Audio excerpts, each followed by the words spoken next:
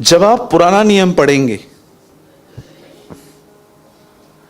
जिसका अधिकतर हिस्सा हिब्रू और थोड़ा सा हिस्सा अरामिक में लिखा गया था, और न्यू टेस्टामेंट वो पूरा ग्रीक में लिखा गया था। पुराना और नया नियम 3 लैंग्वेजेस में, एक ही किताब जो है वो पूरी 3 लैंग्वेजेस में लिखी गई थी, और हमारे पास जो है उसका ट्रांसलेशन है जो परमेश्वर के लोगों ने किया। जब आप पुराना नियम ध्यान से पढ़ेंगे तो आप एक चीज देखेंगे, इजराइलियों का और बहुत सारे लोगों का कोई लक्ष्य नहीं था। उनका लक्ष्य सिर्फ था कनान पहुंचना।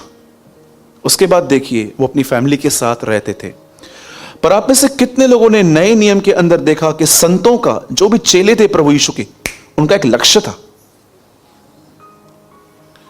और यीशु मसीह स्वयं एक लक्ष्य लेकर आया था। आप सोचो, मैरिज पे जब हम जाते हैं किसी की, तो कितना सेलिब्रेशन का माहौल होता है।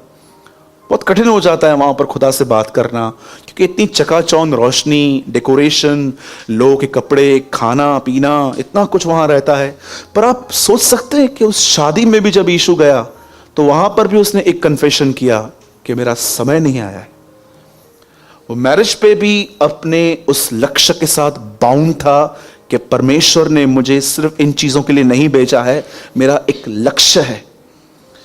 और मैं आपको आज एक बहुत आसान सी चीज मैं आपको बताता हूं। पौलुस का एक लक्ष्य था। वो कहता है, मैं निशाने की ओर दौड़ा जाता हूं।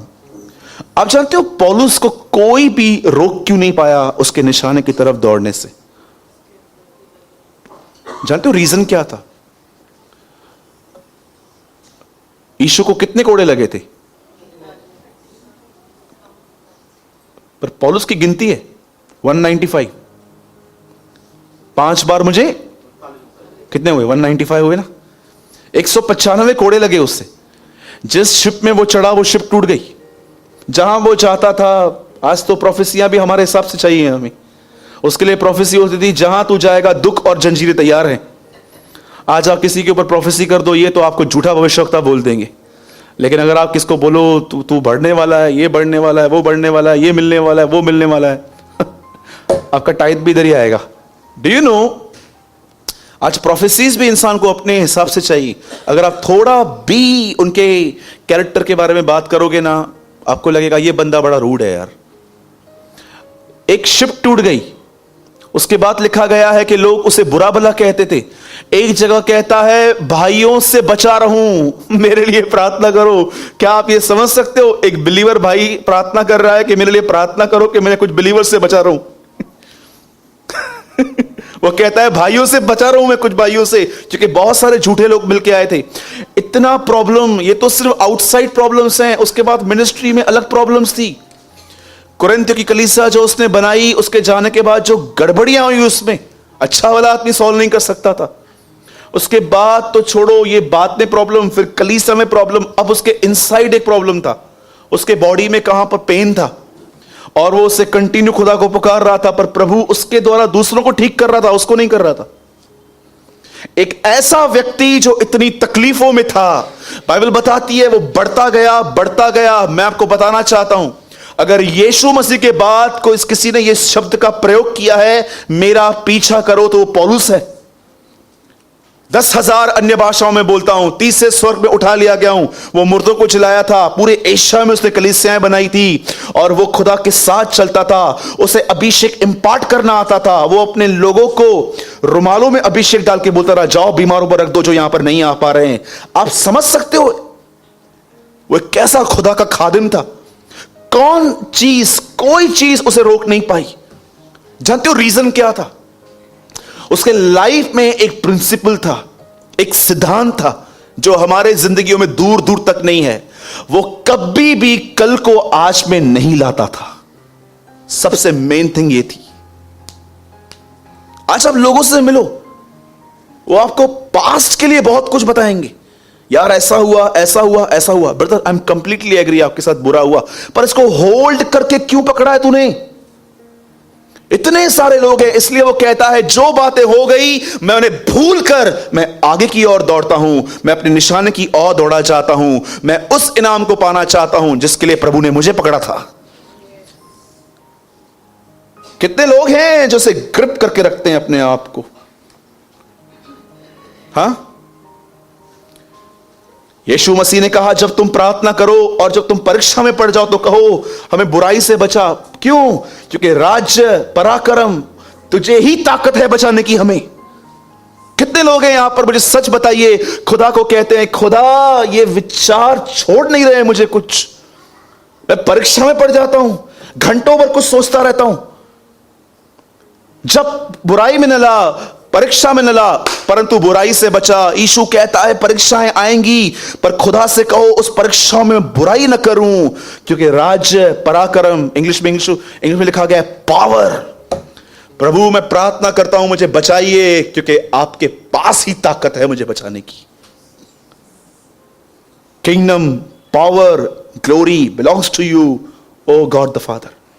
मैं आपसे पूछना चाहता हूं कितने लोग हैं जो खुदा से कहते हैं प्रभु बहुत सारी चीजें मुझे पकड़ती हैं, होल्ड करती हैं।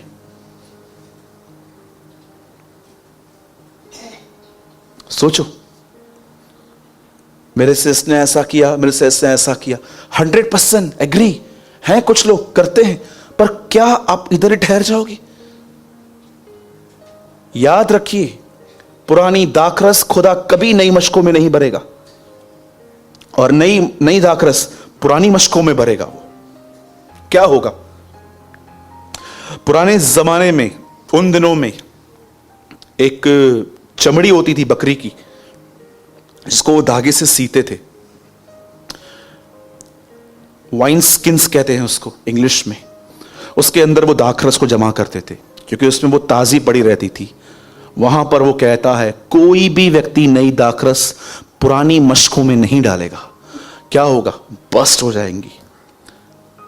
खुदा उन लोगों को कैसे उठाए जो कुछ पुराना नहीं छोड़ रहे हैं। आप पुराना तब ही छोड़ सकते हैं। एक बहन थी, किसी गलत आदमी के साथ वो रिलेशनशिप में आ गई। उसके डैडी उसको बहुत समझाते थे कि बेटा ये लड़का तेरे लायक नहीं है, तू दूर रह इससे। कोई बात नहीं समझ रही थी वो, और उसके डैडी सिर्फ उसके लिए प्रेयर करते थे। एक दिन वो दौड़ दौड़ के आई और कहा डैडी। बोला हाँ मेरा ब्रेकअप हो गया। उससे बोला कैसे? उससे कहा मैंने उससे बेहतर कोई पा लिया। बोला वो कौन है? जीसस। लोग ओल्ड क्यों पकड़ के बैठे? क्योंकि अब तक मुलाकात नहीं हुई है। क्या ऐसे हो सकता है कि आप यीशु से मिलो और उसके बाद आप किसी से नफरत कर पाओ, आप चीजों को होल्ड कर सको? मसीहत सिर्फ बाइबल पढ़ना और प्रार्थना करना ही नहीं है। हां वो भी है, लेकिन मसीहत है खुदावन से मिलना। यही तो इब्राहिम की आशीष है। जब लोग आपसे पूछते हैं इब्राहिम की आशीष क्या है, तो आप क्या बताते हो? पैसा। कितने लोग ये बात जानते हैं? एक दिन इब्राहिम खुदा से मिला और उसको कहता है आ मेरे घर में बैठ, खा पी, क्योंकि मैं जानता हूं तू इसलिए आया है। उस दिन इब्राहिम खुदा को देख के समझ गया आज खुदा डिस्टर्ब है, क्योंकि प्रभु को सदोम और अमोरा नाश करना था। क्या पर्सन है इब्राहिम, परमेश्वर के मूड को समझता था वो। पौलुस कहता है यही तो उसकी आशीष है। आपको पता है इब्राहिम की आशीष क्या है? परमेश्वर कलीसिया से मिलेगा। बोलो आमीन। कितने लोग हैं ऐसे? आमीन। ऐसे मत बोलो, हमारा आमीन भी मरा हुआ है। कितने लोगों ने पढ़ा है मरे हुए कामों से दूर रहो? बोलो मरे हुए काम।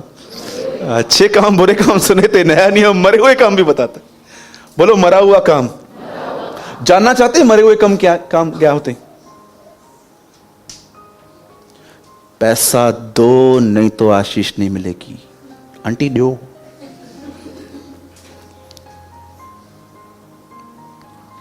हमारे कलीसिया में कोई ऑफरिंग बैग नहीं घूमती है। जानते हो क्यों? लकड़ी भैया है पंकु,